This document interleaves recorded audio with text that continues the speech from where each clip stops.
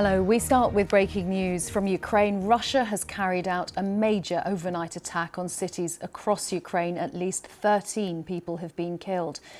The cities of Kyiv, Kharkiv and Dnipro were targeted.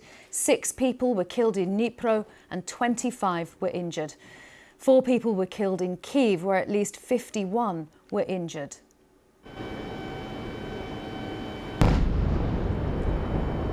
These pictures were filmed by our BBC team in Kyiv. You can see the city's air defences go into action, trying to shoot down the Russian drones and missiles. Ukraine's Air Force said Russia attacked with 73 missiles and 656 drones. Thousands took shelter underground in the capital as large plumes of smoke rose from the city's centre. Air raid warnings sounded across most of Ukraine. Moscow warned last week it would launch systematic strikes on Ukraine. Our correspondent Vitaly Shevchenko is in Kyiv with the latest. Well, we had another strike just 2 hours ago. We heard 4 explosions here in central Kyiv, believed to be caused by Russian hypersonic missiles.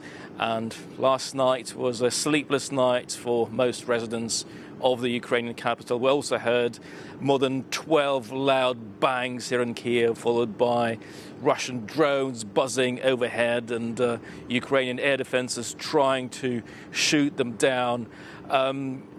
At least 2 high-rise apartment blocks have been hit. As we speak, Karen, rescuers are sifting through the rubble, and the authorities here in Kyiv say that they fear more people can still be trapped underneath. A hospital was also hit overnight, and at the moment the death toll here in Kyiv stands at 4 people confirmed dead.